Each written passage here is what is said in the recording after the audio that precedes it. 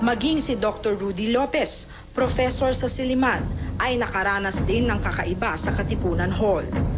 Alas 2 ng hapon, nag-iisa si Professor Lopez sa faculty room. I was typing I have a paper, to type. While I was typing,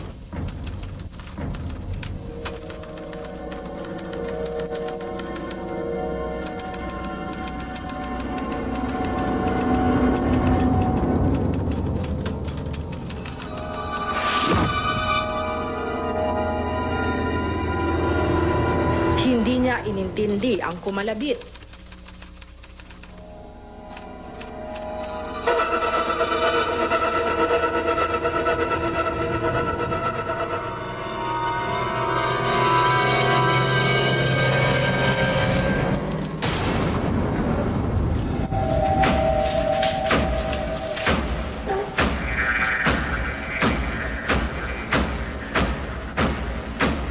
Hindi lamang isang beses nangyari yun at nagpakaba kay Professor Lopez. Dahil bago namin nakapanayam si Dr. Lopez, halos panghinaan siya ng loob sa naranasan sa CR ng kanilang opisina. after 30 seconds, when I went inside the CR, kasi I did not close the CR. It was half open. Kinabahan na si Professor Lopez nang hindi na niya mabuksan ang pinto, lalo na nang may narinig siya. And then I heard the sound of a woman saying like that. Ganun lang, twice. I was already mad also at this because thinking that somebody is choking at a coworker or a student ba. So I pushed the door hard, no? Ganun. With all my strength, ganun. Ganun lang yan. At, so nagiba yung door. Nagiba. Oo, binuksan ko. Nang makalabas ng CR, wala namang tao sa loob ng opisina. Dito na naniwala si Professor Lopez na may mga gumagalang kaluluwa sa loob ng Katipunan Hall. Hindi ko naniwala kasi I have not experienced it. Now I have experienced it by myself. Ayon kay Dr. Jude Cleofe, historian sa Siliman, ang mga lugar kung saan madalas magkaroon ng kakaibang karanasan ang mga estudyante at profesor ay may malaking bahagi sa kasaysayan, lalo na ang Shannon Hall at Katipunan Hall. Yung Shannon Hall ng Siliman was really a Kempeitai headquarters during the Japanese occupation, yung secret police ng Japanese. So, yeah, during the occupation, it served also as a torture chamber for the Japanese. There were atrocities that were committed there. It was already a dorm before the Kempeitai came. Basically, this was opened in 1916, called the Mission Hospital. So this was really the hospital in the whole Dumaguete area.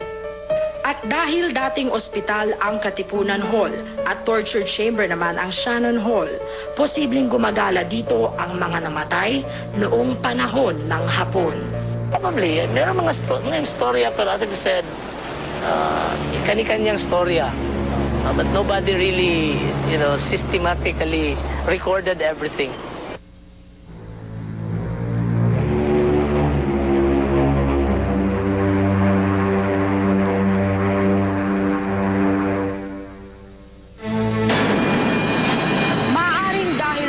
Na dinanas at kamatayang hindi na paghandaan, ang mga kaluluwang ligaw ay hindi mapalagay.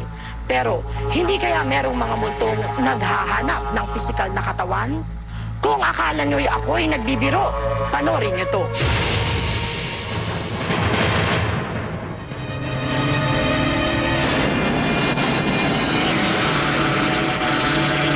Inamin ni Alex Angeles, isang manghuhula, na hindi siya nakakakita ng multo. Pero nakukunan raw niya ito ng litrato sa kanyang cellphone. Kinunang ko na siya yung partner ko at saka yung aking anak and my other friends. Bigla may lumabas. alam namin kung gaano katotoo ang sinasabi ni Alex. Ito ang mga lumabas na litrato sa kanyang cellphone. Multong nagpapalitrato? Totoo kaya ito? Sa aming pagbabalik, isang lalaking kinidnap ng kapre at aktual na eksorsismo. Abangan!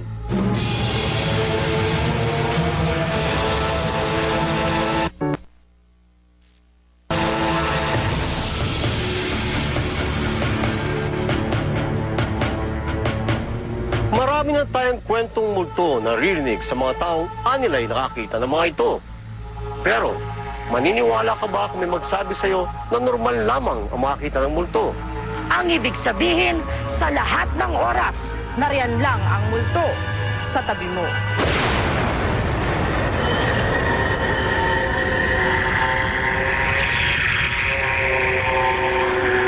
Maraming mga paniwala at pag-aaral tungkol sa multo.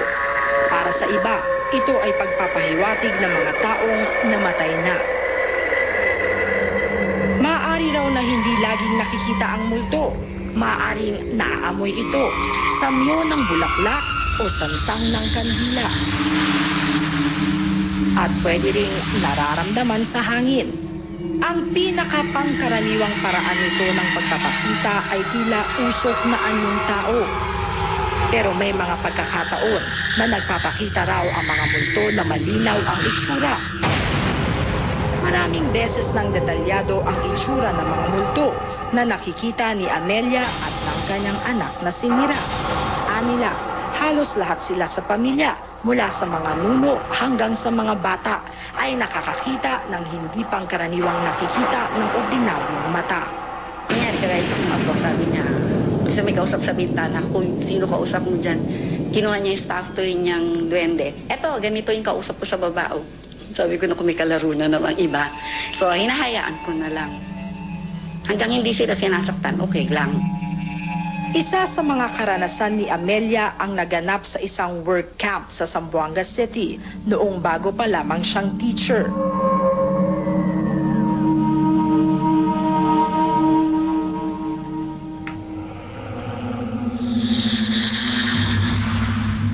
Oh, bakit parang takot na takot ka? Grabe, Amelia, akala ko kung ano ka na.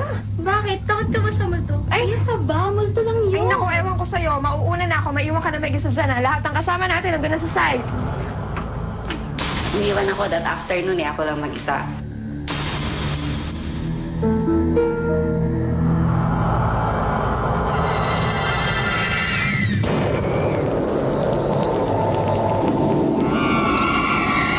Nagsusukli ako ng buhok sa may salamin. Tapos, nagtataka ako na yung mukha nung nasa salamin, nakatawa.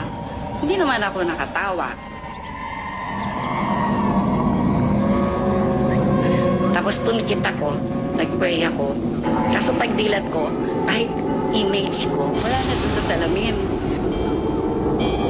Nagsalita na ako kahit takot ako. Sino ka? Bakit ginagawa mo sa akin to? Hindi mo ako kaya takutin. Umalis ka na! Kasi minsan, hindi mo alam kung ano ang pwedeng gawin. Hindi mo alam kung mananakit ba yun o hindi. Minsan naman, nakikita ko lang, pag nakita ko, inahayaan ko na, hindi pa siya, hindi naman nangaano siya. Hindi naman gagalaw, hindi siya nananakit. Okay lang. 10 taon si Mira nang una niyang matandaan ang kanyang kakaibang mga karanasan. Merong dalawang bahay na magkadikit doon na hindi tapos. Hindi siya natapos gawin. Kasi parang, nung ginagawa siya, namatay may mga namatay na gumagawa doon sa mga bahay. Tapos hindi na siya pinagpatuloy gawin. Napalingon ako. Pag ko, may nakita akong lalaking yun. Wala siyang pangitaas tapos naka-brown na short siya.